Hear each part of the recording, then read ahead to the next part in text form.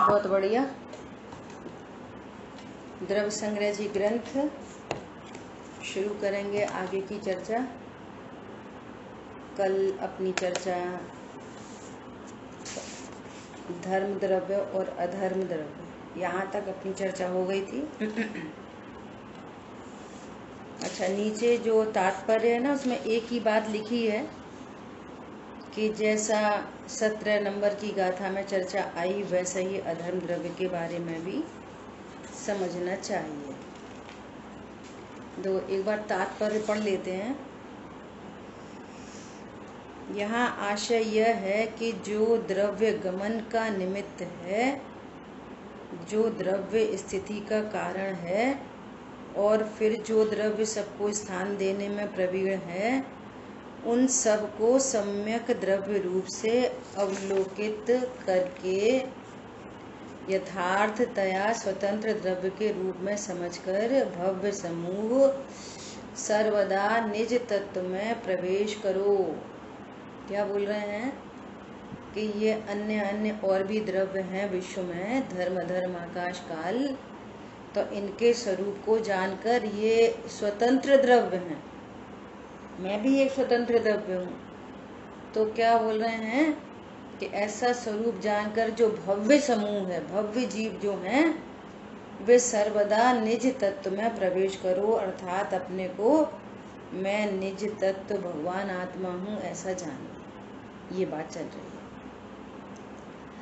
सूत्रार्थ यह है कि जैसे शुद्ध आत्म स्वरूप में स्थिति का कारण निश्चय से वीतराग निर्विकल्प स्वसंवेदन है और व्यवहार से अनंत सिद्धादि परमेष्टि के गुणों का स्मरण है, वैसे ही जीव पुद्गलों की स्थिति का निश्चय कारण अपना उपादान कारण है और व्यवहार कारण अधर्म द्रव्य है। क्या समझ में आई बात? देखो, बहुत इम्पोर्टेंट बात है। क्या कह रहे हैं कि मैं शुद्धात्मा हूँ, ऐसे ज्ञान श्रद्धान पूर्वक जो आनंद की प्राप्ति होती है, तो वो आनंद कैसे प्रकट होता है? तो कह रहे हैं अपने को शुद्ध आत्म स्वरूप जानकर अतीन्द्रिय आनंद प्रकट होता है। ये तो हो गया निश्चय। और इसमें अनंत आदि 5 परमेष्टि भगवान, उनके गुणों का स्मरण सो व्यवहार से कारण है ना।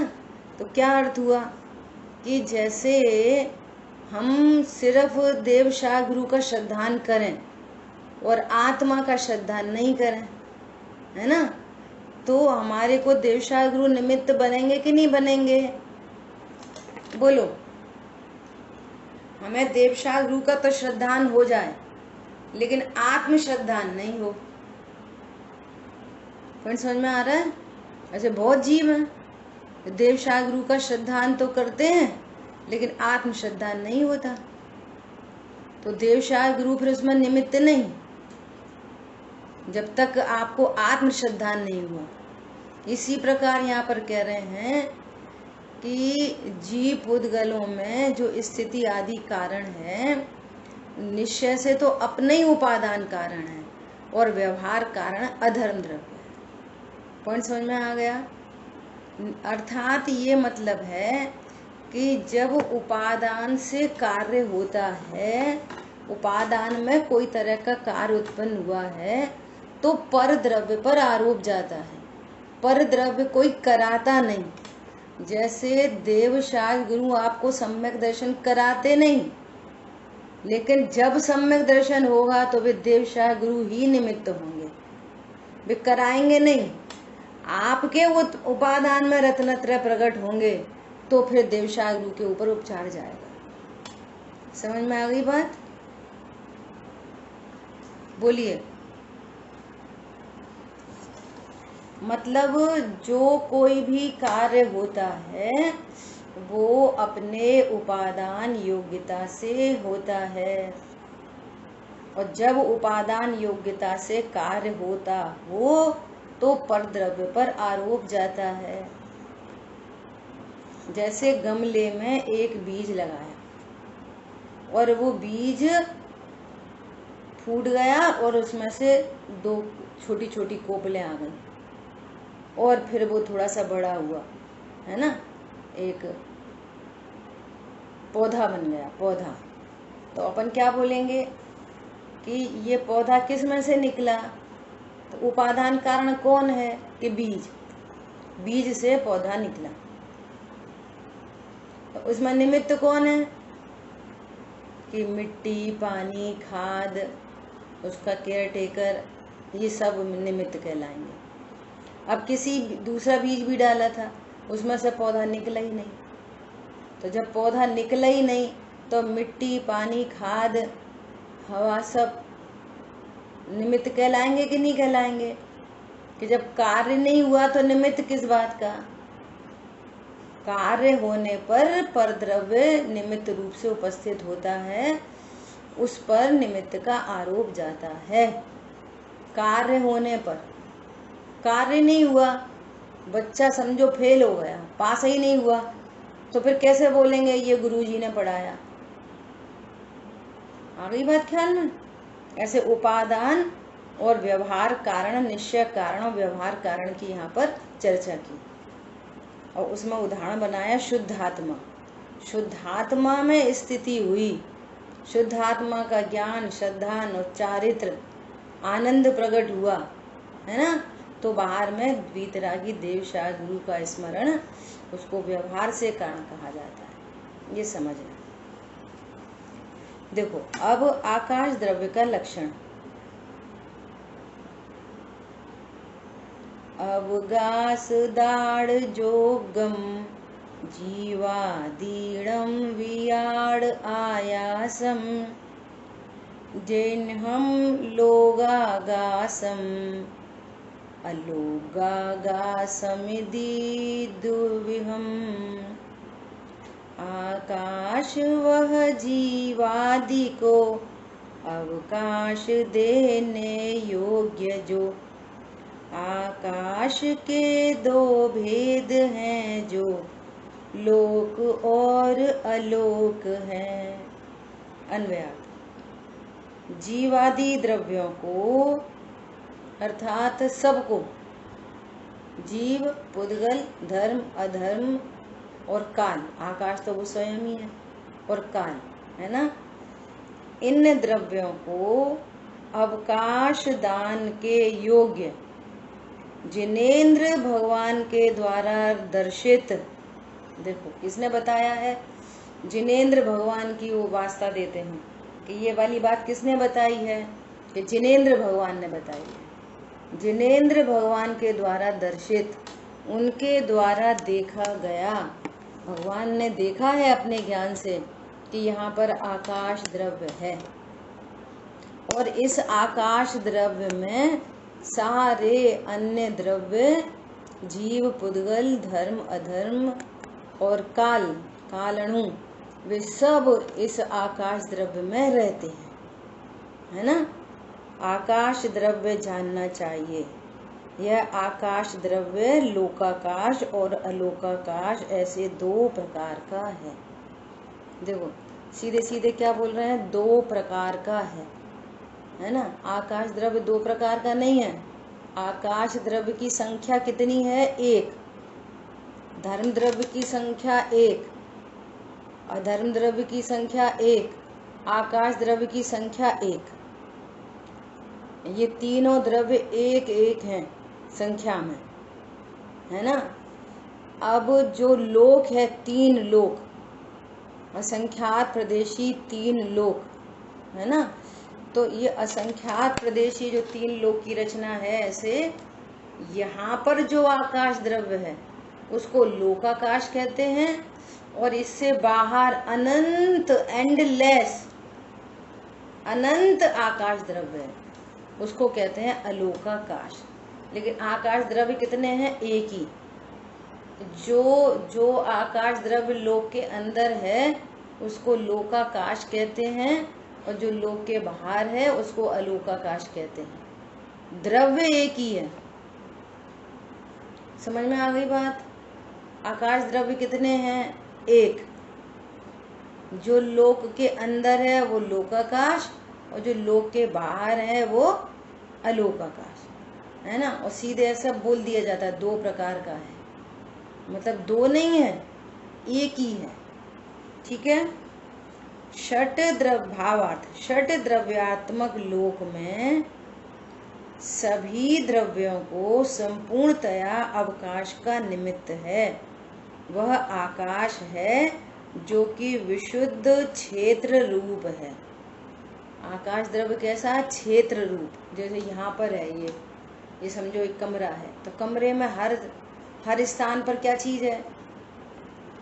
हर पॉइंट पे क्या है? सब जगह यहाँ पर आकाश द्रव्य भरा हुआ है ना। एक अखंड आकाश द्रव्य, लोक में और अलोक में एक अखंड आकाश द्रव्य। अब जो कुछ भी ये जिनवाणी है, मोबाइल है, पेंसिल है, टेबल है, चेयर है, इन सबको स्थान कौन दे रहा है? आकाश द्रव्य। ये पूरी इतनी बड़ी बिल्डिंग खड़ी है, किस में खड़ी है? आकाश द्रव्य में, ठीक है। तो क्या बोल रहे हैं? वह आकाश है जो कि विशुद्ध क्षेत्र है, क्षेत्र रूप है। आकाश द्रव्य किस रूप से है? क्षेत्र रूप से, ठीक है। ऐसा एक ही काल में सर्व द्रव्यों का अवगाहन। देखो, एक ही काल में सर्व द्रव्यों को साधारण अवगाह की निमित्त भूतता आकाश को बतलाती है, क्योंकि शेष द्रव्य सर्वव्यापक नहीं है, इसलिए उनके वह संबंध नहीं है। एक आकाश द्रव्य है जो एक ही काल में सब द्रव्यों को स्थान दे देता है उसी जगह। पहले भी साथ दृष्टांत आया था कि जैसे आकाश द्रव्य की एक बहुत विशेष विशाल अवगाहन शक्ति है, चाहे जितने द्रव्य आ जाए वो सब उसमें समा जाते हैं, कोई किसी को डिस्टरबेंस नहीं होता, ओवरलैप नहीं करता। ऐसी विशेष अवगाहना शक्ति है आकाश द्रव्य की, उसमें सब द्रव्य एकदम शांति से रह लेते हैं, है ना। सर्वांग में, लोकाकाश में पूरा एक धर्म द्रव्य, पूरा एक अधर्म द्रव्य, और एक प्रदेश पे, हर प्रदेश पे तो कालाणु रखे हैं, और वहीं पे जैसा अभी अपन यहाँ पर हैं तो यहीं एक प्रदेश पर सब जगह तो कालाणु, और यहीं हम तुम, और यहीं पे जिनवाणी, यहीं पे दूसरी चीजें।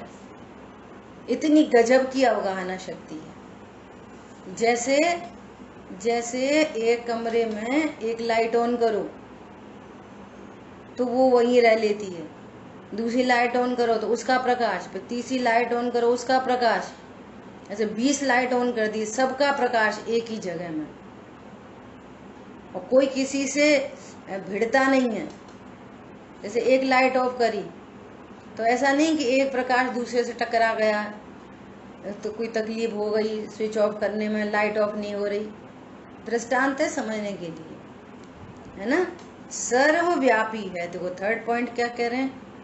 आकाश एक सर्वव्यापी अखंड द्रव्य है, किंतु उसमें धर्मास्तिकाय अधर्मास्तिकाय द्रव्यों के होने से आकाश के लोकाकाश और अलोकाकाश ऐसे 2 भेद हो जाते हैं।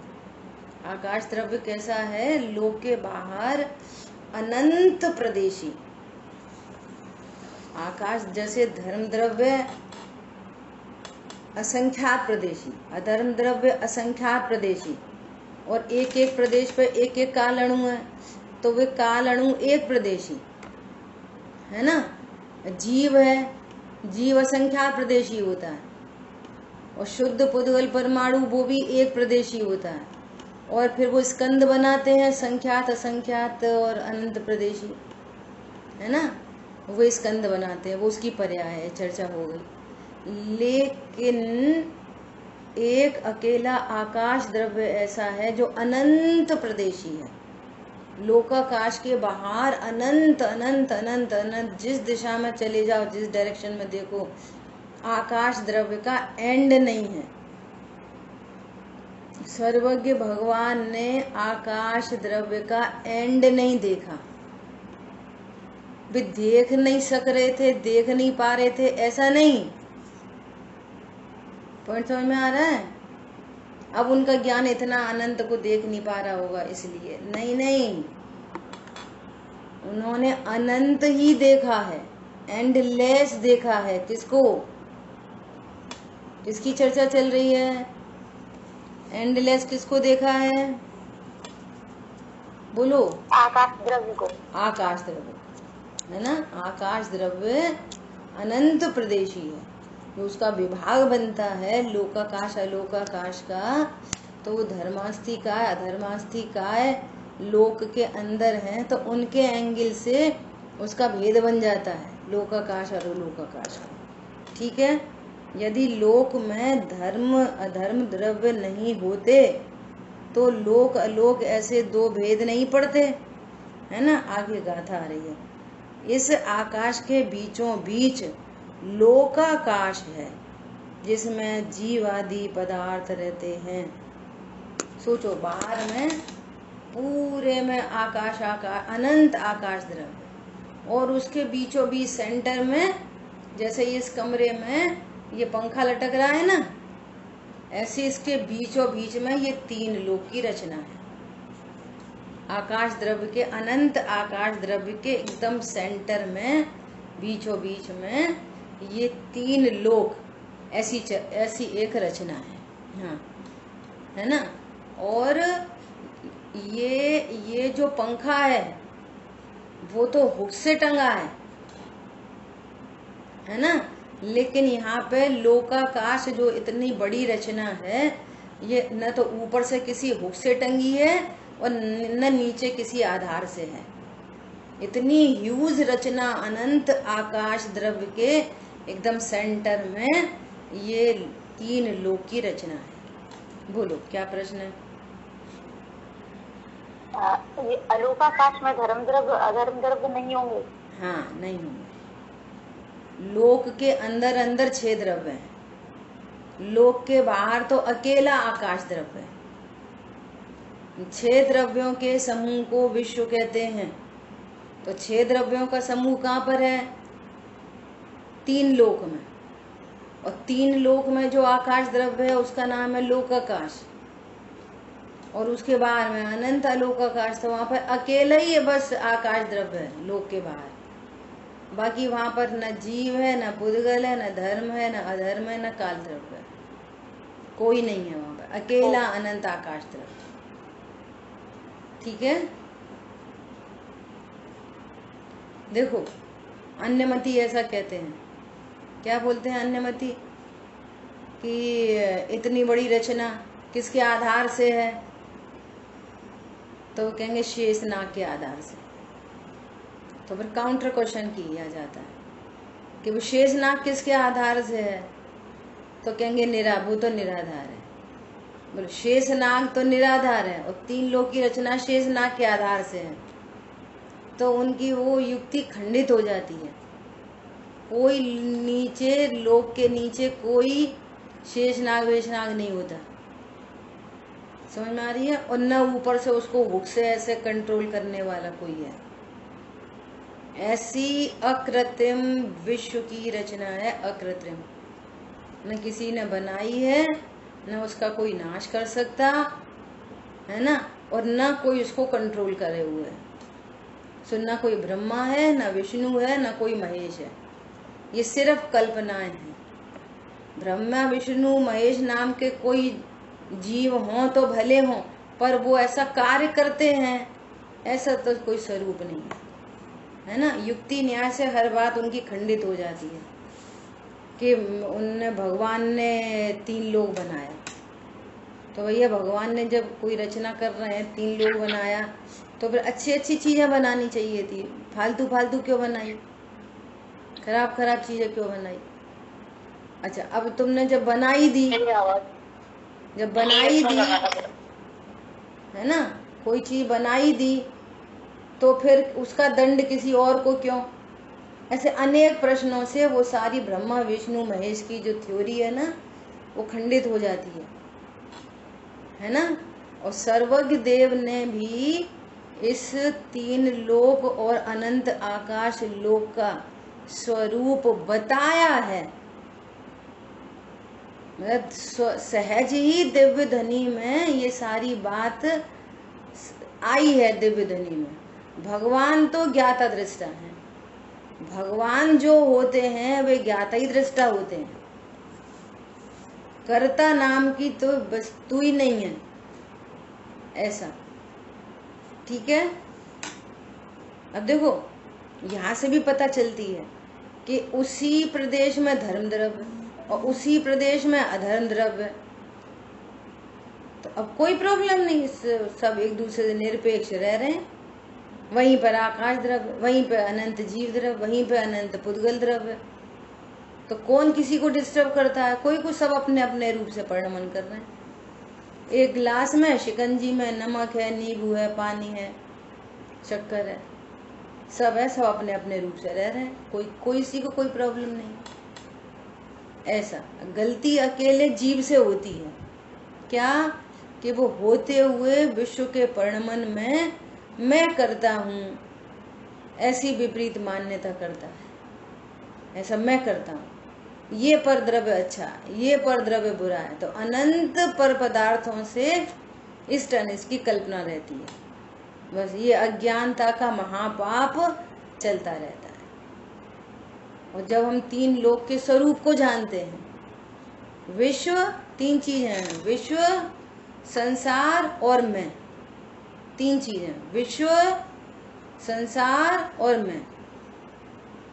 विश्व किसे कहते हैं? वो जो ग्लोब है वो विश्व नहीं है। 6 द्रव्यों के समूह को विश्व कहते हैं। सब जगह 6 द्रव्य, 6 द्रव्य, 6 द्रव्य, 6 द्रव्य। पिछली क्लास में चर्चा हुई, नरक में क्या है? 6 द्रव्य, स्वर्ग में 6 द्रव्य, मध्यलोक में 6 द्रव्य। हर जगह यहाँ एक पॉइंट रखो 6 द्रव्य, यहाँ पॉइंट रखो 6 द्रव्य, जहाँ कहीं पे पॉइंट रखो एक निडिल का पॉइंट, 6 द्रव्य। सब जगह 6 द्रव्य के अलावा कुछ नहीं है। संसार ये हो गया विश्व। संसार, संसार किसे कहते हैं? यह बाह्य लोक संसार नहीं, यह तो मुझ सम सत द्रव्य अरे। ये बाह्य लोक, ये अपन कहते संसार में परिभ्रमण कर रहे हैं। ये बाह्य लोक संसार नहीं होता। बाह्य लोक तो विश्व है, और विश्व में 6 द्रव्य रहते हैं। फिर संसार किसे कहते हैं? अज्ञान, मोह, राग, द्वेष के परिणाम को संसार कहते हैं। क्या बोला?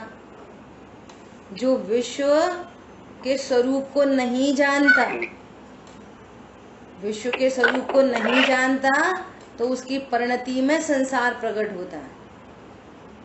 अज्ञान, मोह, राग, द्वेष का नाम संसार है। ऐसे कहते हैं ना, संसार में परिभ्रमण, तो वो बाहर को संसार को उपचार से कहते हैं, वो तो वास्तव में संसार नहीं है। यही भ्रमण होता है, यही अज्ञान, मोह, राग, द्वेष से जीव यही दुखी होता है। और यहाँ दुख होता है तो कर्म बंधन। जब भी दुख हो तो समझना यहाँ कर्म बंधन चल रहा है, ये समझ लेना। आकुलता, एनी टाइप ऑफ आकुलता विचार करना, यहाँ कर्म बंधन चल रहा है। और ये कर्म बंधन परिभ्रमण का कारण है, ये भ्रमाएगा यहाँ वहां। तो बाहर के विश्व को तो संसार उपचार से कहते हैं। ठीक है, विश्व हो गया, संसार हो गया, और मैं कौन हूं?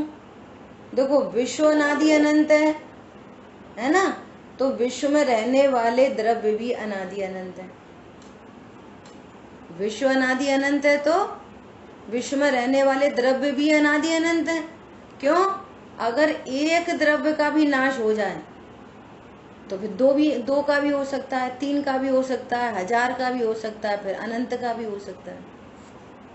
तो फिर विश्व के नाश का प्रसंग आ जाएगा, और विश्व का नाश कभी होता नहीं। 3 लोक का नाश कभी नहीं होता, ना किसी ने बनाया, ना उसका कोई नाश कर सकता। तो जब विश्व में एक छोटी सी आइडेंटिटी, एक छोटी सी इकाई का भी नाश नहीं हो सकता, तो फिर इसका अर्थ है कि मेरा भी कभी नाश नहीं हो सकता। जैसे वे सब द्रव्य शुद्ध शुद्ध शुद्ध रूप से परिणमन कर रहे हैं, है ना, ऐसे मैं भी शुद्ध बुद्ध भगवान आत्मा हूँ। अशुद्धता क्या है? विश्व, संसार और मैं के स्वरूप को नहीं जानने से अशुद्धता उत्पन्न होती है, और विश्व, संसार और मैं के स्वरूप को जान लिया तो अशुद्धता मिट जाती है। इस संसार मिटने लग जाता है। मिथ्यात्व मिटकर संसार मिटता है, अनंतानुबंधी का संसार मिटता है, अप्रत्यक्षान संसार, ऐसे संसार मिटता चला जाता है। काम कितने करने हैं? कुछ नहीं, स्वरूप समझना है बस। विश्व क्या है, संसार क्या है और मैं क्या हूँ। मैं यहाँ पे असमान जाति द्रव्य पर्याय स्त्री पुरुष हूँ? नहीं नहीं, मैं एक शुद्ध बुद्ध भगवान आत्मा। ठीक है, देखो क्या बोल रहे हैं। इस आकाश के बीचों बीच लोकाकाश है जिसमें जीवादि पदार्थ रहते हैं। ठीक है, देखो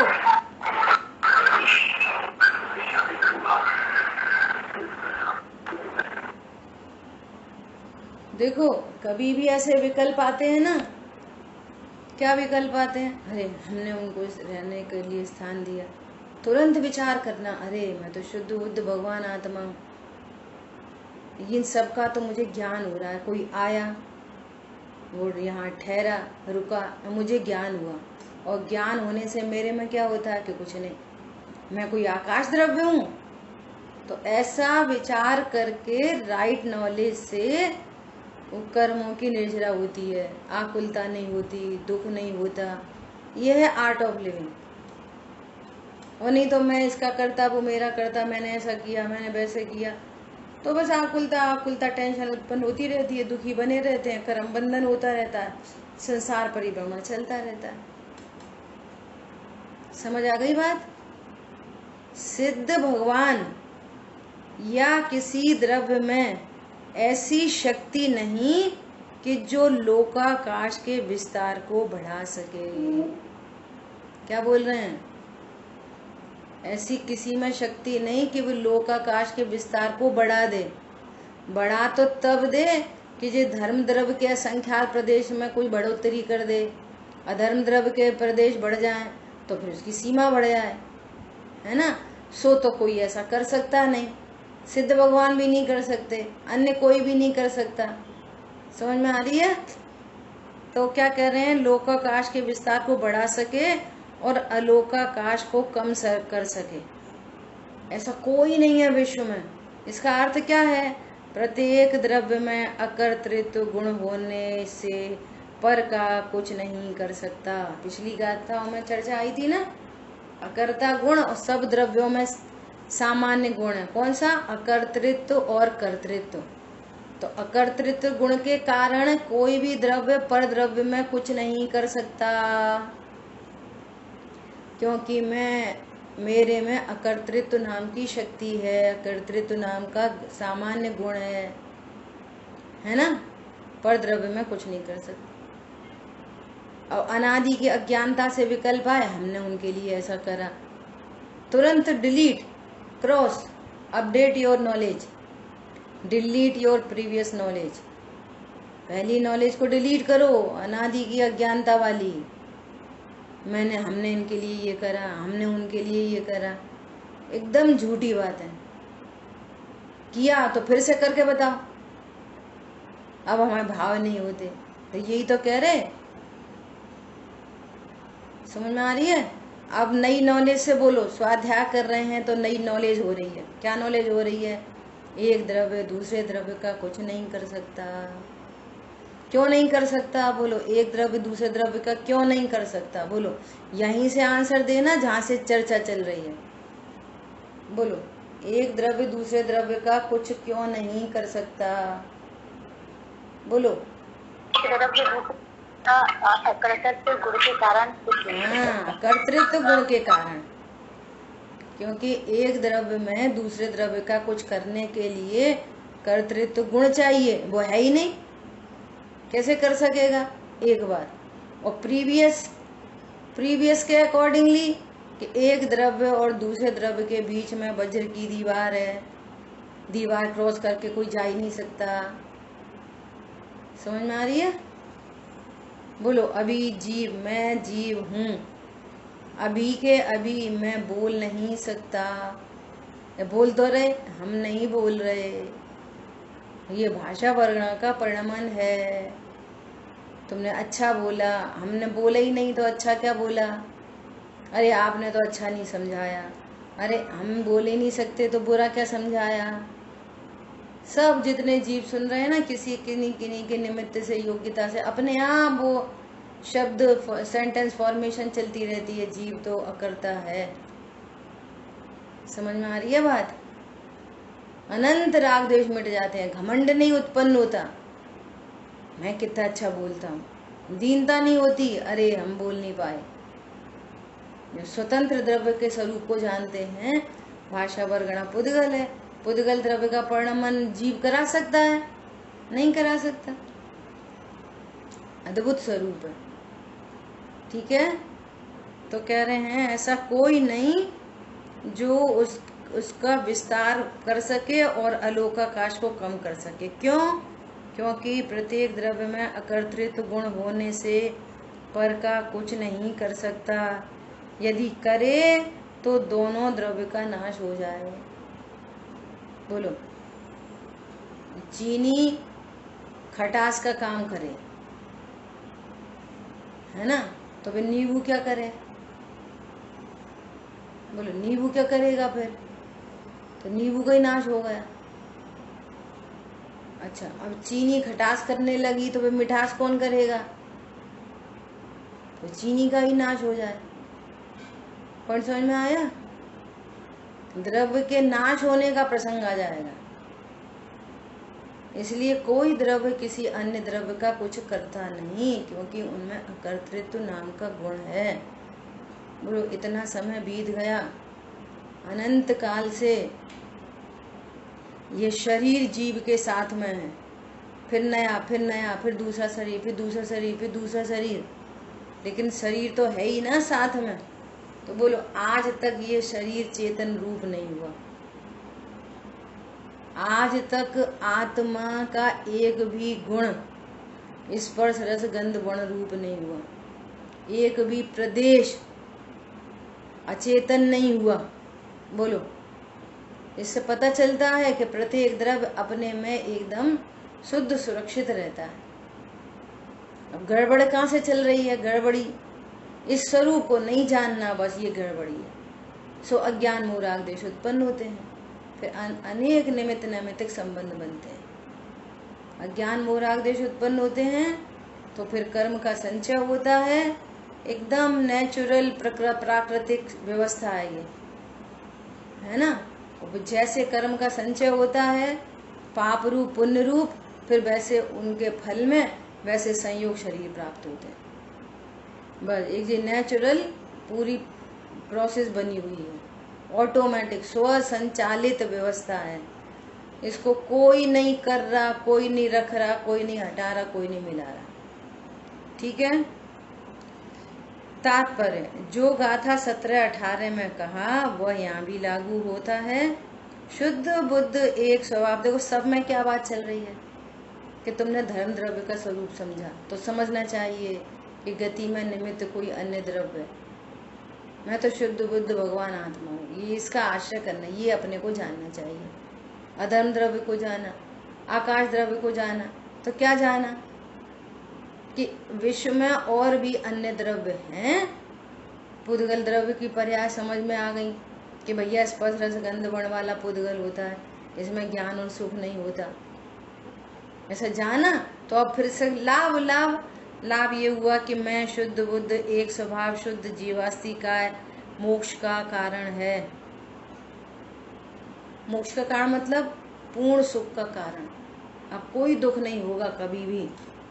ऐसे यदि तुम्हें अनंत सुखी होना है तो अनंत सुखी होने के लिए एक शुद्ध बुद्ध भगवान आत्मा ही आश्रय करने योग्य, अर्थात यही मैं हूँ ऐसा जानने योग्य। ठीक है। इसलिए सर प्रकार से उपादेय रूप शुद्ध जीवास्ति काय से आकाश द्रव्य भिन्न है, इसलिए वह हे है। वह हे है मतलब कि जो उसका काम है सो अपना काम नहीं समझना, उसका काम उसमें हो रहा, मेरा काम मेरे में हो रहा। मैं जानने देखने की वस्तु हूँ कि अन्य का कुछ करने की वस्तु हूँ? किसी को चलाता हूँ, किसी को रोकता हूँ, किसी को स्थान देता हूँ, किसी को प्रणमन कराता हूँ?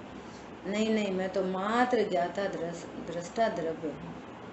तो ऐसा जानना उपादेय है जिससे शांति प्रकट हो और अन्य के कार्य को अन्य कई कार्य जाने, उससे भिन्न अपने को जाने, है ना, सो वो हे रूप हो गया। ऐसा ठीक है। इस तरह से आज अपनी 19 नंबर की गाथा हुई है। किसी का कोई प्रश्न है तो पूछ सकते हैं, अगली गाथा कल पढ़ेंगे। बोलिए, है ना। जिन वाणी के ज्ञान से सूझे लोकालोक, सो वाणी मस्तक नु सदा दे तुम लोक। बोलिए द्वाशांगमयी जिनवाणी माता की जय। जय जिनेन्द्र सभी को।